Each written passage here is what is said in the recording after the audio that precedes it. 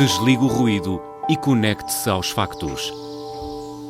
Temos 10 estadias num dos hotéis de luxo Alma Lusa na Comporta. 2 adultos, 2 noites. Assine hoje o Observador com até 58% de desconto e habilite-se a ganhar. Tudo em observador.pt.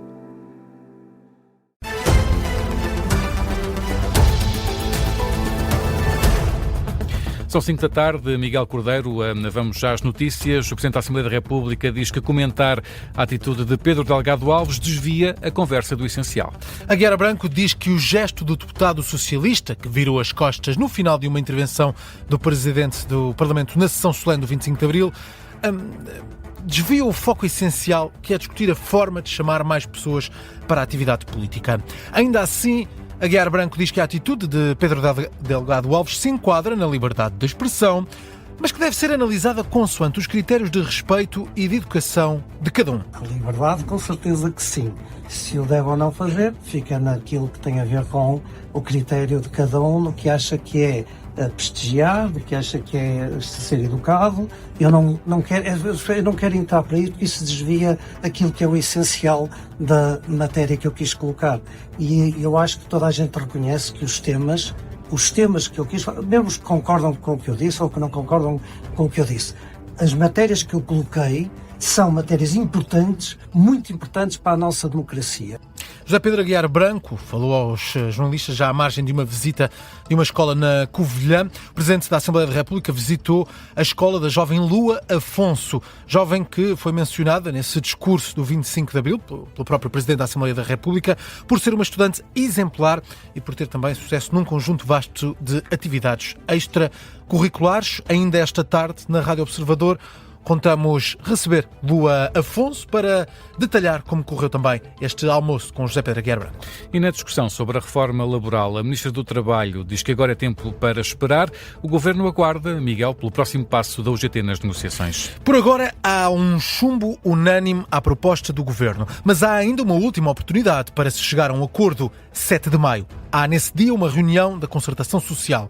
Até lá, a Ministra Maria do Rosário Palma Ramalho deixa a bola com a UGT. Neste momento corre o prazo para que a UGT apresente propostas concretas relativamente à versão que todos os parceiros entenderam que deveria ser a versão final do anteprojeto, ou então que a UGT simplesmente nos diga que está de acordo com aquela versão e que assinaremos o acordo. Esse prazo está em curso, temos que aguardar. E neste período, entre o 25 de Abril, celebrações 25 de Abril e o Dia do Trabalhador, já no próximo dia 1 de maio, a Ministra do Trabalho diz que importante é dar espaço às estruturas sindicais. Eu acho que seria até muito interessante e muito positivo e demonstrativo da vitalidade, da consolidação da nossa democracia, que num período que é um período naturalmente de afirmação da Revolução de 25 de Abril e dos direitos dos trabalhadores associados ao 1º de Maio, que se desse aqui uma grande demonstração de concertação social assinando-se esse acordo.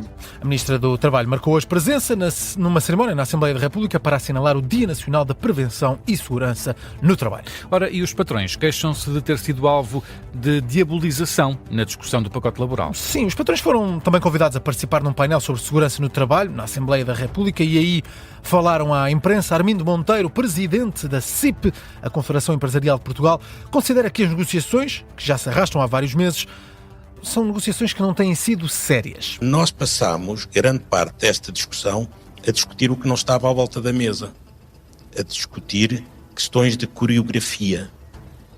E a coreografia não é uma forma saudável de discutirmos uma matéria que diz respeito a 5 milhões e 300 mil trabalhadores. Aquilo que se procurou foi, eu vou utilizar esta palavra, diabolizar os empregadores.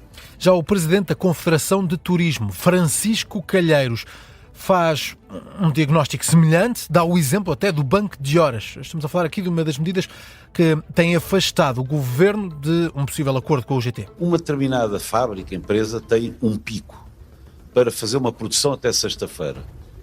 Tenta explicar, tenta pedir, tenta acordo com o seu trabalhador, se importa trabalhar mais 2 horas da segunda, terça, quarta e quinta para poder entregar esta encomenda na sexta-feira. Mas também, e eu falo com muitos trabalhadores, e todos os que eu conheço são favoráveis ao banco de horas, porque nunca se esqueça que é o McDonald's por acordo, tem que haver acordo, em que o trabalhador numa determinada sexta-feira tem a festa do seu filho e quer faltar, e vai ter com o empregador e dizer: você importa-se que eu trabalho mais 2 horas segunda e na sexta não falto? O que é que há diabólico nisto? Para um lado ou para o outro? Posição dos patrões na Assembleia da República. A UGT também esteve neste painel, mas não quis abordar o tema. Queria apenas falar da prevenção e segurança no trabalho. O diretor do Departamento Central de Investigação e Ação Penal reconhece a demora para concluir o inquérito da Operação Influencer. Ainda assim, garante que não vai tomar decisões precipitadas. Rui Cardoso falou no final de uma apresentação de proposta de alteração ao Código do Processo Penal. O diretor do TCIAP avança com uma das razões para esta demora no inquérito que investiga o eventual tráfico de influências, tendo em vista o licenciamento de um centro de dados em Sines. Uma das causas de maior atraso neste processo, mas também noutros, é, como eu disse ali, o correio eletrónico. O correio eletrónico, o procedimento que hoje tem de ser seguido por causa da interpretação que é feita da lei, tem levado a atrasos que às vezes de anos até que nós consigamos ter a prova digital, nomeadamente o correio eletrónico e similar, para ser trabalhável.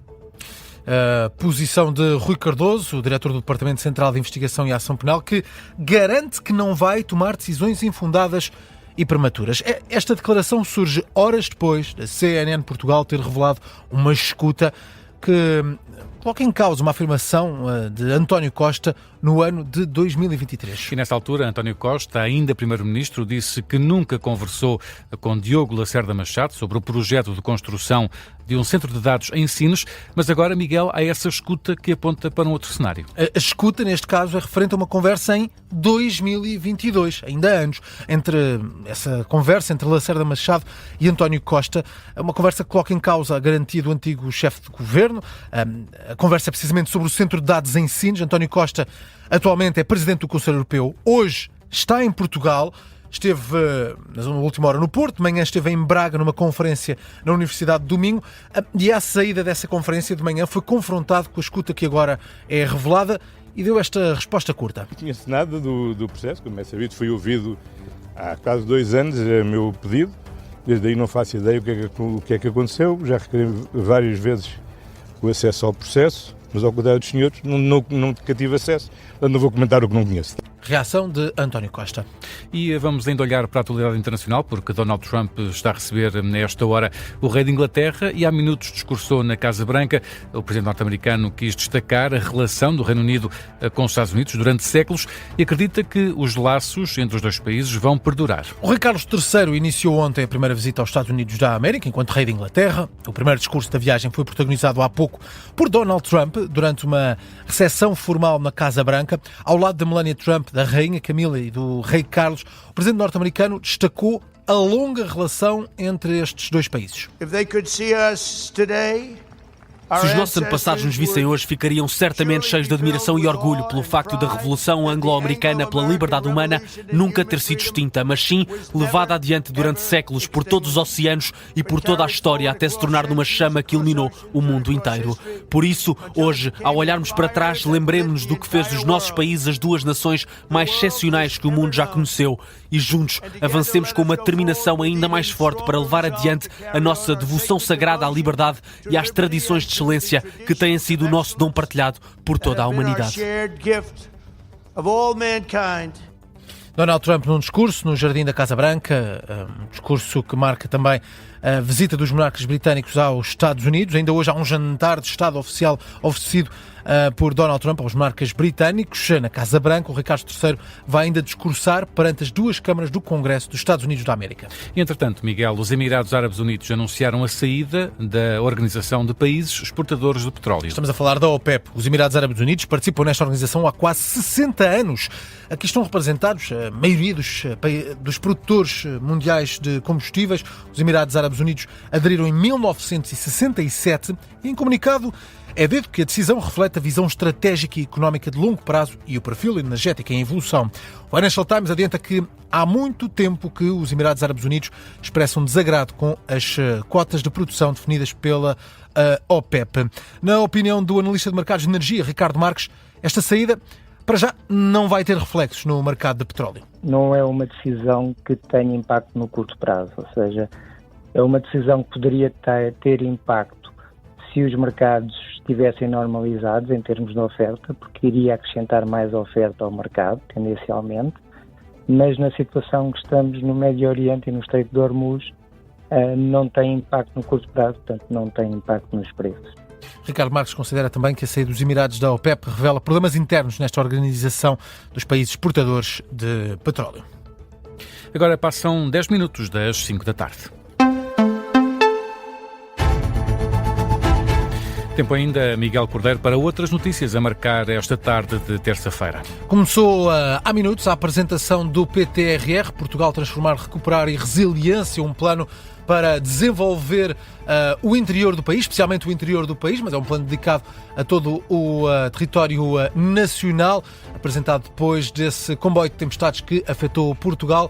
Luís Montenegro começa neste momento a apresentar esse plano que vamos detalhar ao longo desta tarde informativa aqui na Rádio Observadora. No desporto, o treinador do Sporting, Rui Borges, renova contrato com o Sporting e já tem uma data de cerimónia agendada na próxima sexta-feira. O treinador leonino tinha contrato assinado até 2027, renova até 2028 e tem direito a um aumento salarial. O evento para formalizar este acordo acontece na próxima sexta-feira, dia 1, às 11 da manhã, no estádio de Alvalade. Está suspensa a negociação das ações do Benfica, depois de uma valorização dos títulos do clube encarnado que chegou aos 11%, uma consequência da compra por um fundo norte-americano de participação de 16% de José António dos Santos, conhecido como Rei dos Frangos. De acordo com a agência Bloomberg, foi oferecido um prémio de 70%, ou seja, um valor por ação entre 10 a 11 euros. Fechamos com a entidade reguladora para a comunicação social que notificou a TVI para se pronunciar relativamente às participações recebidas sobre as declarações de Cristina Ferreira. O regulador adianta que até ao momento foram recebidas 4.400 participações de cidadãos e de movimentos e garante que não deu entrada a qualquer queixa formal por parte dos pais da vítima. Miguel Cordeiro e as notícias às 5 da tarde. Atualizamos a informação do novo quando forem 5h30.